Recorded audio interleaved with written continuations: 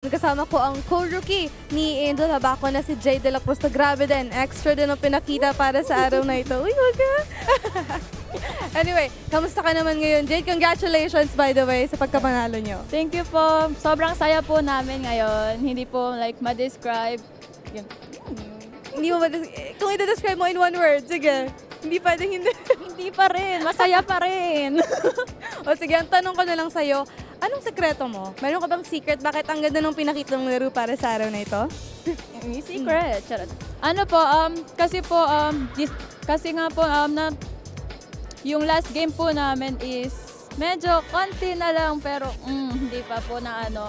Sobrang after po no game na yun is pinaghandaan po talaga namin and binuild po namin yung sarili po namin and yung mental toughness po talaga namin ng bawat isa po.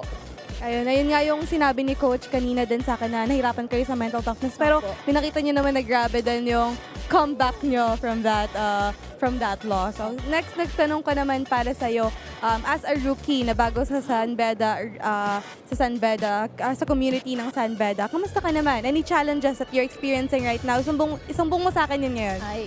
Ano Po, ngayon po yung napifeel ko is sobrang ganito po kami ng team. Like, wow. Before po mag-start yung NCAA, ganito na po kami, like, na-feel po ng bawat isa yung closeness po and dahil po nagiging stronger po yung communication po ng bawat isa po. Wow. Dahil ganito naman kayo ng team, sino naman yung nililook up to mo? Yung nililook up to ko po is si Coach, si Ate Angel, and buong team po talaga.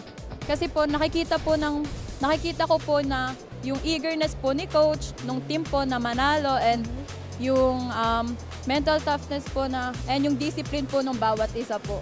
Wow. What more can we expect from the rookie Jay De La Cruz?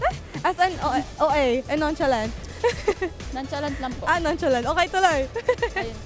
Ayun. Expect nyo po na mas magiging matibay po and yung mental toughness po mas titibay and masisipagan pa po kasi po middle po. Ganun dapat yung yung gano'n ng middle. Ganun quick yung middle, no? And mas magiging vocal po and mas magiging matured pa po sa loob ng court. Ayun. Nakita ko nga very mature ka nga ngayon, JT. Uy, hindi po. Nonchalant. Sorry, nonchalant ka. Okay, sige. Ngayon ang bibigyan kita ng pagkakataon. For sure, marami kang gustong batiin na fans, friends, from Marikina. Go ahead. Ma! Nasa TV na ako! Charot na. Binabati ko po yung family ko, yung De Castro and De La Cruz family po, and yung San Beda community. And kay coach po, sa coaches po namin, sa team po, thank you po. And sa kay Doc Oka po and kay TM po, thank you po sa sobrang grateful po kami sa inyo. And sa sumusuporta pa po sa San Beda, support pa po kayo. Let's go pa. Kaya pa to. Supportan tuloy-tuloy lang ang support. Yes. Sobrang Let's go San Beda 5. Yes, sobrang sarap pa sigurong kwentuhan sa kape, no?